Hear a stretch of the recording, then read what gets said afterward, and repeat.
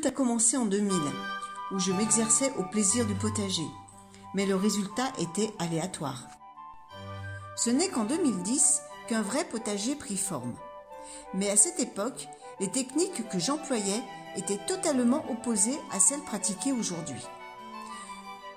Je peux dire que je cultivais de manière classique, à la manière de nos anciens. Passage du motoculteur, désherbage régulier et arrosage quotidien.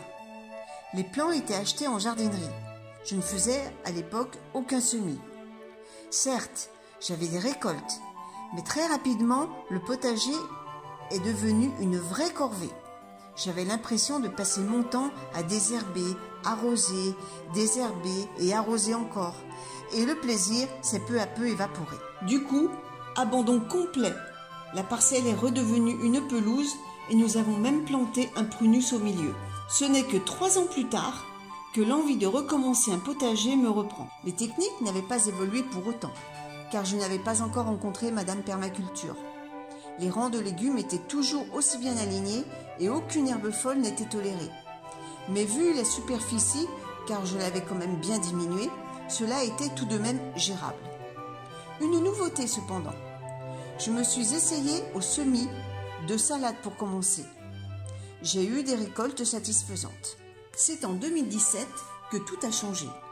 Je suis un jour tombée sur une vidéo de Pascal Pot qui montrait son jardin cultivé sans eau. Et là, ça fait tilt dans ma tête. Si lui il y arrive, pourquoi pas moi? Alors je me suis mise à recouvrir mon sol de paillage. Mais j'ignorais encore que la combinaison gagnante sur le long terme était paillage plus sol fertile. Toujours en quête d'en savoir un peu plus sur cette technique magique, entre guillemets, du potager sans eau, je visionne vidéo sur vidéo et je tombe sur Damien Descartes où je dévore, et le mot est faible, le contenu de sa chaîne. Plus j'avance et plus je m'identifie à ce concept de biodiversité, potager résilient et production sur petite surface. Enfin, le mot est lâché, permaculture. C'est sur ce mot que je guide mes recherches et je tombe sur Joseph Chauffret qui cultive un petit jardin productif en pleine ville. Ensuite vient Pierre Rabhi qui termine de mettre le feu à ma soif de connaissances. Plus je regarde ses conférences et plus je suis convaincue que l'on peut cultiver sans rentrer perpétuellement en guerre avec tout ce qui bouge. À cela viennent s'ajouter le couple Claude et Lydia Bourguignon avec qui je comprends l'importance d'un sol vivant et surtout comment faire pour qu'il le reste. Dans l'esprit de beaucoup, lorsqu'on parle de permaculture, la première chose que l'on pense, c'est but. Mais nous verrons par la suite que ce n'est pas que cela, et même la permaculture n'est pas que le potager. Mais restons dans le contexte. Nous sommes en 2017 et je découvre les buts. Et bien sûr, vous pensez bien que je ne vais pas me contenter de les regarder sur le net. J'en fabrique donc une, que j'abandonnerai par la suite. Avec toutes les connaissances que j'accumule, j'arrive enfin à récolter régulièrement des légumes. Le potager fait toujours office de laboratoire et j'ai décidé également d'agrandir le potager au grand bonheur de mon mari qui n'est plus obligé de passer la tondeuse. Je découvre Permaculture Design avec qui je me lance dans une formation en ligne en août 2018 et là, beaucoup de leviers se lèvent. Je rentre vraiment dans le vif du sujet avec un support vraiment adapté. Parallèlement à ça, j'ai effectué un stage de permaculture en Ardèche, ce qui m'a permis concrètement de comprendre les rouages du système. Nous y avons étudié le potager, l'éco-construction et la nourriture consciente. J'en suis ressortie plus riche encore. J'avais un projet de développer une micro-ferme en permaculture pour vendre mes produits. Mais je n'avais pas vu l'envers du décor. Et ce stage m'a permis de me poser les bonnes questions. J'aurais eu 15 ans de moins. Cela aurait été tout à fait réalisable. Mais à l'heure actuelle, je ne me vois pas du tout recommencer à zéro. Donc, mon objectif, c'est changer en projet d'autonomie alimentaire en légumes. 2019, l'année du changement. Je passe à une autre dimension. À part les curcubitacées, je ressème tous les légumes du potager.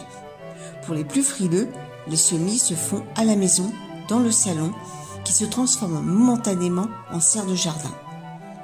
Mais la place est restreinte, même si je squatte la chambre de mon fils, qui est absent pour quelque temps. Tous les recoins de la maison sont bons pour servir d'abri de fortune. Un châssis a été construit par mon mari et je peux mettre quelques salades à l'intérieur. Petit à petit, j'envahis l'espace et bientôt un tunnel est posé sur le terrain de boule. Quelques mois plus tard, il sera définitivement reconverti. Une serre de 6 mètres carrés sera montée à cet endroit. Le potager ressemble de plus en plus à un jardin champêtre, où se mêlent fleurs et légumes, attirant une foule d'insectes. Quel bonheur de manger ses propres légumes! Pour attirer encore plus de biodiversité, j'ai installé avec l'aide familiale un bassin où vont évoluer quelques poissons rouges. L'ambiance aquatique apporte une touche zen au potager. J'ai encore pas mal de chemin à parcourir pour parvenir à une autonomie alimentaire.